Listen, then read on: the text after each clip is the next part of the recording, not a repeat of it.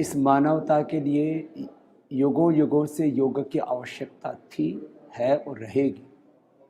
क्योंकि जिस तरह से पूरी मानवता शारीरिक व्याधियों से और फिजिकल इलनेस के साथ साथ जो मेंटल हेल्थ के वेलनेस के जो चैलेंजेस हैं उनको फेस कर रही है, और उन सारे physical, mental, social, political, religious और मैं तो कहूँगा व्यष्टि से लेकर समष्टि तक के जितने भी प्रश्न हैं उनका समाधान योग है। क्योंकि योग हमारे भीतर बीज रूप में जो प्रकृति ने अनंत शक्ति सामर्थ्य दिया है उसका पूरा एक्सप्रेशन करता है।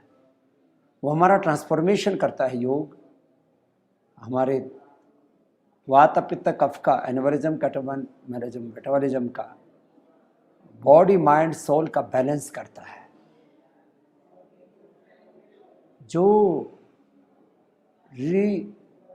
रिजुविनेशन का प्रोसेस वो योग से होता है, और ये complete expression, complete transformation, complete balance और कंप्लीट डिवाइन रिजुविनेशन, ये योग का एक साइंटिफिक प्रोसेस है। और इसकी आवश्यकता जब तक धरती रहेगी तब तक बनी रहेगी। ज्ञान योग, भक्ति योग, कर्म योग, अष्टांग योग, इसको राजयोग भी कहते हैं, हठ योग जिसमें सूर्य और चंद्र शक्तियों की उपासना है, हकार कीर्तितः सूर्य ठकार चंद्र उच्यते, सूर्य चंद्र वसूर्य योगात हठ योग निकत्यते, हठ योग।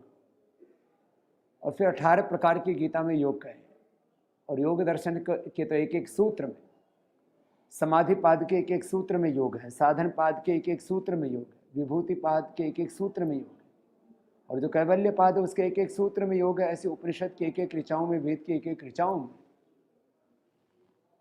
ये पूरा अध्यात्म का अनंत संसार है। इसलिए योग के अनेक जो साधन हैं उनका साध्य एक ही है, अपने स्वरूप में प्रतिष्ठा और अपने स्वधर्म में प्रतिष्ठित रह करके अपने वैयक्तिक धर्म, पारिवारिक धर्म, समाज धर्म, राष्ट्र धर्म, व्यवसाय धर्म, अपना एक संबंध धर्म होता है।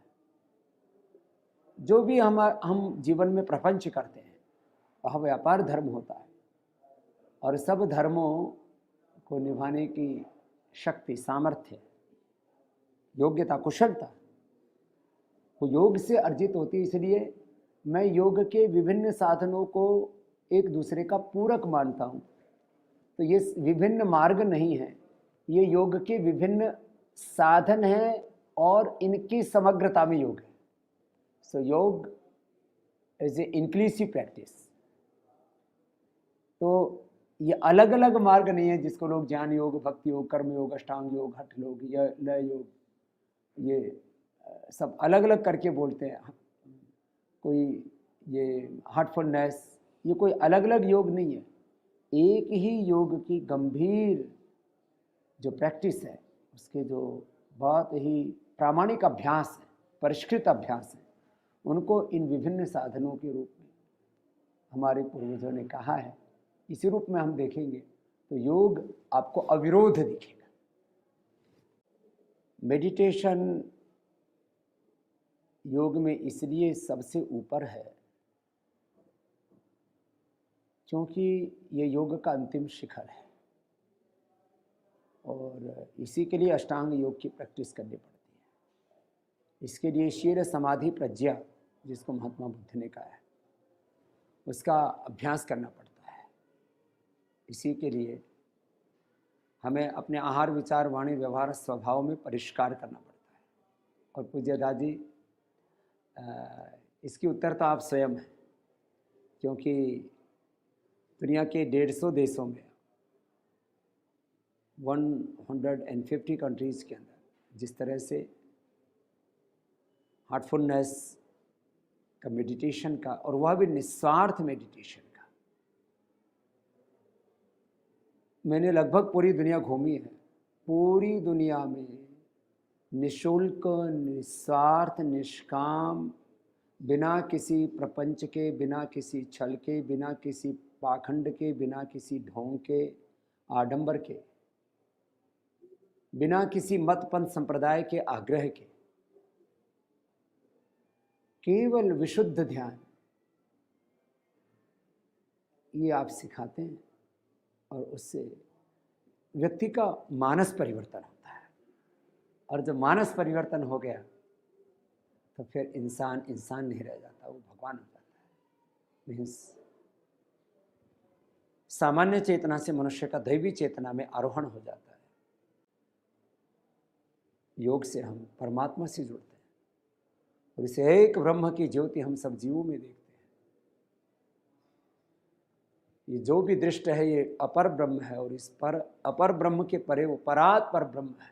मूर्त अमूर्त, व्यक्त अव्यक्त, प्रत्यक्ष परोक्ष, सगुण साकार, निर्गुण निराकार, यो माम पश्यति सर्वत्र सर्वम च मयि पश्यति तस्याहं न प्रणश्यामि सच में न प्रणश्यति। वह सर्वगत ब्रह्म एक ही है। ओम वासुदेवः सर्वम ईशावास्यमिदं सर्वम। बस अनुभूति हो गई तो उस अनंत के साथ जुड़ गए तो सबके साथ जुड़ जाते हैं। इसलिए मैं कहता हूँ, कुछ लोग कहते हैं ये योगी हो गया भी किसी के काम का नहीं। मैं कहता हूँ जो योगी हो गया वो सबके काम का है, क्योंकि जो योगी हो जाता है वो भगवान का हो जाता है। वो भगवान के नाते, भगवान की प्रसन्नता के लिए, भगवान के प्रियाचरण के लिए इस संसार में सबका उपकार करता है, सबका भला करता है, सबसे प्रेम करता है, सबके प्रति करुणा से सबको ऊंचा उठाना चाहता है। ये है योग की यूनिटी।